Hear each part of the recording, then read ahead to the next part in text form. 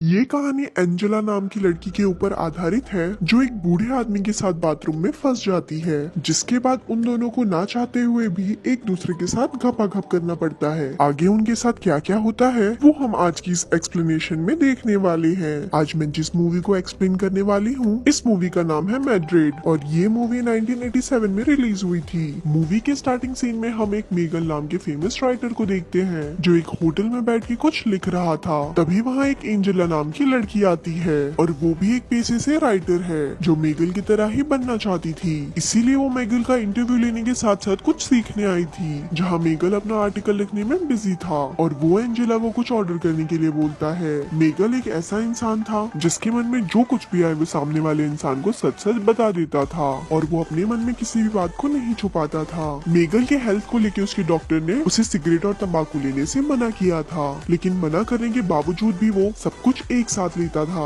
उसके बाद एंजेला अपना आर्टिकल उसे दिखाती है जो उसने खुद लिखा था, लेकिन वो आर्टिकल मेगल को कुछ ज्यादा पसंद नहीं आता और वो बोलता है कि राइटर बनना बच्चों का खेल नहीं और ये इतना आसान भी नहीं है। ये एक ऐसा टैलेंट है जो खुद के अंदर होना चाहिए, जिसे अपने मन से कोई नहीं सिखा सकता। उसके बाद मेगल एंजेला को अपने पास बुलाता है, जिससे एंजेला को लगता है कि कहीं ये बुढ़ा ठरकी तो नहीं। उसके बाद वो एंजेला को अपने कोट में से चाबी निकालने को बोलता है जो उसके फ्रेंड की घर की थी और वो 2 दिन के लिए किसी काम से बाहर गया हुआ था और मेगल एंजेला को वहाँ जाके इंटरव्यू लेने के लिए बोलता है क्योंकि उस समय मेगल को कोई भी शोर और डिस्टरबेंस नहीं चाहिए था। उसके बाद एंजेला भी उसके साथ वहाँ चली जाती है। वहाँ बहुत सारे पेंटिंग पड़े हुए थे क्योंकि मेगल का दोस्त एक पेंटर था। जब एंजेला वहाँ पेंटिंग देख रही थी तो मेगल उसके लिए रंग लेके आता है और बातों ही बातों में उसकी ग्लासेस निकाल के उसे टच करने लगता है। एंजेला थोड़ी नर्वस थी, फिर मेगल उसे किस करने लगता है, लेकिन थोड़ी ही देर में मेगल साइड हो जाता है और बोलता है किस करने में अब वो मजा नहीं है।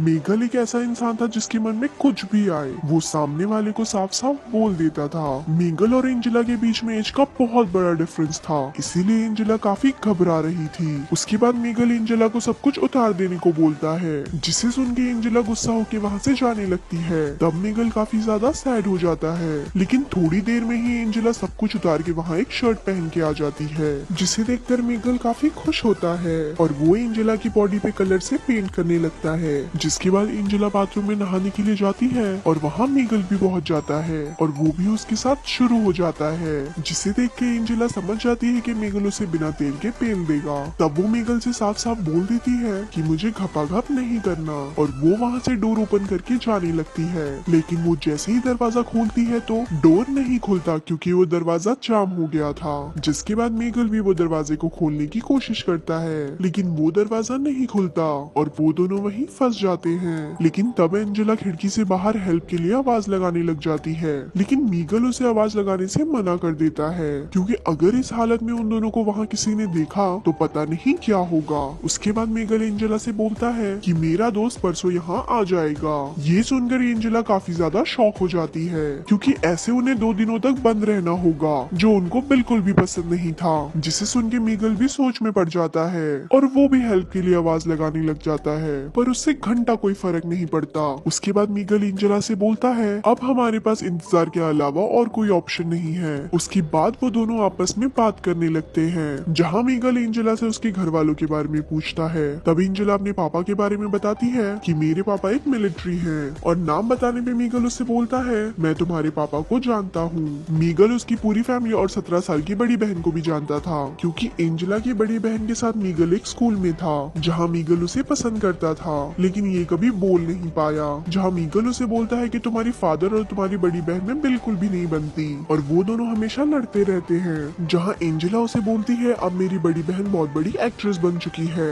और उसी की वजह से मेरा तुमसे कांटेक्ट हो पाया। जिसपे मेगल उसे पूछता है कि क्या तुम्हारी सिस्टर मुझे याद करती है, जिसपे एंजेला बोलती है कि कुछ खास नहीं क्योंकि उसका मानना था कि तुम एक इगोइस्टिक राइटर हो जो हर वक्त अपने घमंड में रहता है। ये सुनकर मेगल को मिर्ची लग जाती है और वो गुस्से में बोलता है कि इगोइस्टिक राइटर ही सक्सेसफुल राइटर होते हैं। जहाँ एंजेला उसे अपने इंटरव्यू के सवाल पूछने लगती है और वो उसका जवाब देने लगता है। उसके बाद एंजेला फिर से बाहर हेल्प के लिए आवाज देने लगती है, लेकिन एंजेला को ऊपर से नीचे तक देख के मेगल अपने आप पे कंट्रोल नहीं कर पाता और उस बुढ़ापे में भी उसका स्पाइडरमैन खड़ा हो जाता है। जिसके बाद वो एंजेला को छूने लगता है, लेकिन एंजेला वहाँ से साइड में जाकर खड़ी हो जाती है और बोलती है कि मुझे बस बस यहाँ से निकलना है, जिससे मीगल का दिल टूट जाता है क्योंकि वो भले ही बचपन का था लेकिन उसका दिल अभी भी बचपन का था। पर गुस्से में मीगल भी वहाँ से निकलना चाहता था। उसके बाद एंजेला मीगल से आराम से बात करती है और उसके पास जाती है, जिसके बाद मीगल उसे बोलता है कि हम दोनों यहाँ अकेले हैं और अगर हमने यहाँ कुछ नहीं भी किया फिर भी लोग हमें गलत समझेंगे और इससे अच्छा कुछ करना बेहतर होगा ताकि हमारी टेंशन भी कम हो सके।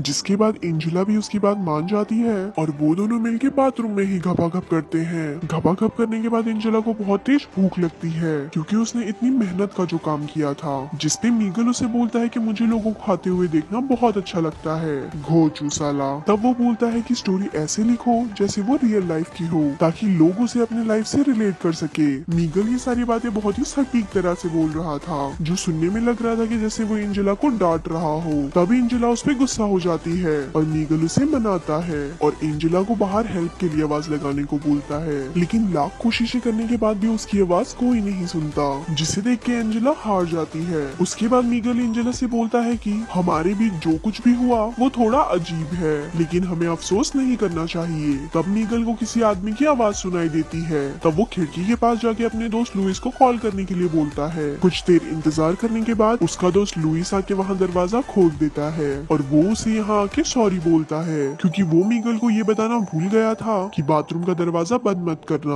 उसके बाद एंजेला मीगल से जाते समय बोलती है कि आज हमारे बीच जो कुछ भी हुआ वो दोबारा नहीं होगा और ये बस एक इंसिडेंट है, इससे ज्यादा कुछ भी नहीं। और उसके बाद एंजेला अपने घर चली जाती है। तो यहाँ ये मूवी खत्म होती है। ऐसे ही और स्टोरीज सुनने के लिए हमारे पेज को लाइक करें। धन्यवाद।